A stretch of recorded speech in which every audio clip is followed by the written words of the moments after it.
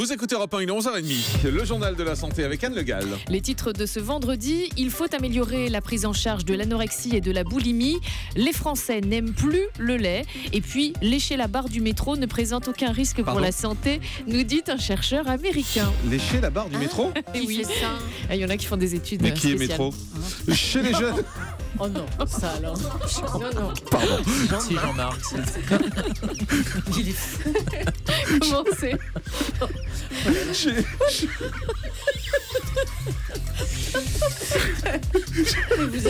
Allez Anne, on enchaîne. Je vais enchaîner sinon. Chez les jeunes souffrant de boulimie ou d'anorexie, la moitié seulement sont prises en charge médicalement. Ça, c'était ce que devait dire Jean-Marc. Et moi, je réponds, oui, c'est le terrible constat que dénonce aujourd'hui, via une pétition au président de la République, des psychiatres, familles et patients. On trouve parmi les signataires Bernadette Chirac, Nicolas Hulot, mais aussi Tatiana Deronay et Valérie Lemercier, 2 femmes victimes de ces troubles. Un colloque se tient ce matin au ministère de la Santé pour améliorer la prise en charge, car beaucoup de familles ne savent pas à quelle porte frapper, comme en témoigne Barbara, ancienne anorexique. Je me suis mise à supprimer certaines catégories d'aliments en me disant que j'allais faire un petit régime pour perdre quelques kilos. Et donc j'ai supprimé les féculents, les sucreries, la viande, un peu tout. J'avais plus que la peau sur les os, quoi, concrètement. Et donc moi j'étais complètement drivée par le fait de ne pas manger et de faire du sport tout le temps. Disons que j'étais en dessous de 35 kilos. Et donc je suis arrivée à ce point où je ne maîtrisais plus rien, ni dans mon corps, ni dans ma tête. Et donc je me suis effondrée dans mon salon et j'ai dit je suis d'accord pour me faire hospitaliser. Quand je suis arrivée, on m'a dit à 2 heures près, vous mourriez. Moi je suis allée voir des médecins généralistes plusieurs fois qui malheureusement, et je les blâme pas du tout, mais ils sont pas formés à cette maladie. Je comprenais pas pourquoi je me relevais la nuit pour aller courir. Donc je suis allée voir un généraliste par exemple là où je vivais et quand je lui ai dit voilà, je me relève la nuit et puis je mange pas beaucoup et tout, il a dit mais c'est pas très grave, il y a des gens qui font du sport tous les jours. Barbara, ancienne anorexique, au micro de Ève Roger. Les Français n'aiment plus le lait.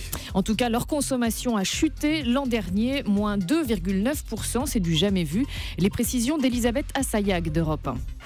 Les habitudes ont complètement changé et ce, quel que soit l'âge, comme nous l'explique Vincent Châtelier de l'INRA. Dans de nombreuses familles, on ne propose plus aux jeunes enfants de consommer du lait, puisqu'on leur propose d'autres produits en remplacement. Du jus d'orange, c'est des biscuits, mais c'est aussi des yaourts. C'est bien qu'il y a beaucoup de jeunes enfants qui n'accèdent plus tous les matins, comme c'était traditionnellement le cas, au lait liquide. Et puis, il y a un autre facteur qui peut jouer sur la baisse de consommation, c'est le vieillissement de la population française. Essayez de proposer à une personne senior de consommer du lait liquide, et vous verrez que c'est pas si évident que ça aujourd'hui, et que d'autres produits sont souvent préférés. L'autre explication, ce sont les campagnes anti-lait qui ont fait du mal à la filière. Il y a quand même un produit qui marche très fort en ce moment, c'est la bouteille de lait bio. Les ventes ont progressé de 6%. Les industriels veulent y croire et c'est peut-être le bio qui redonnera confiance aux consommateurs. Et pour ceux qui boudent le lait, on rappelle que les apports en calcium sont importants et qu'ils peuvent provenir par exemple des eaux minérales, on l'a vu, Épar, Courmayeur, Contrex, l'eau du robinet également. Et puis on trouve aussi du calcium dans le poisson, les féculents, les choux, les épinards et les fruits secs.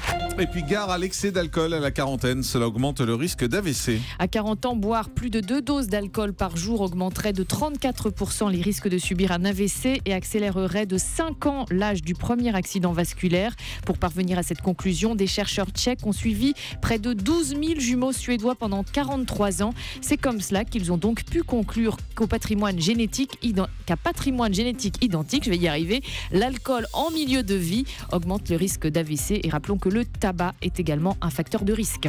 La myopie serait plus fréquente chez les enfants de familles aisées. Elle est même 2 fois plus fréquente parmi les enfants de familles aisées par rapport à ceux qui vivent dans des familles modestes, nous dit une étude menée en Chine auprès de 20 000 collégiens. Cela pourrait s'expliquer par la lecture plus fréquente des livres. C'est la vision de près en fait qui favorise la myopie. Et puis alors, votre info qu'on adore, lécher la barre du métro ne présente aucun risque pour la santé. Et si on vous l'affirme, c'est parce qu'un chercheur américain a étudié la question dans le métro de New York pendant plusieurs années. Selon lui, les bactéries présentes sur la barre du métro que tout le monde touche, n'ont rien de traumatisant artisans, mais que personne dit-il. lèche. Ce chercheur, Chris Mason, chercheur donc à la Weill Cornell University New York, va même jusqu'à prétendre que si de jeunes enfants, à tout hasard, se mettent à lécher ces barres, eh bien, en fait, ça renforce leur système immunitaire. En même temps, on n'est pas obligé de tout prendre au pied de la lettre. Non, parce que ça n'a pas beaucoup de sens. Vous avez eu un message, docteur Gérald Kierzek, d'un ami à vous qui vous dit quoi? Qui me dit, je m'appelle Philippe Métro, donc je sais pas, je vais peut-être laisser votre numéro de téléphone. Allez, on passe au chiffre du jour. C'est 25 000. 25 000, c'est le nombre de passes 3 jours qui vont être mises en vente dès la semaine prochaine, le 10 février, pour le festival Solidays. Parmi les artistes attendus, Asaf Avidan, Brigitte, ou pour la musique électro, The Avener. Eh oui, c'est pas mal. Et donc ce festival de musique qui est organisé par l'association Solidarité Sida, et pour la 17e année, ça mêle musique, prévention contre le VIH. Il se tiendra les 26, 27 et 28 juin à l'hippodrome de Longchamp. Bah, c'est toujours un rendez-vous important et sur lequel on est toujours mobilisé. Merci Absolument. beaucoup. Europe 1, le grand direct de la santé. Jean-Marc Morandini.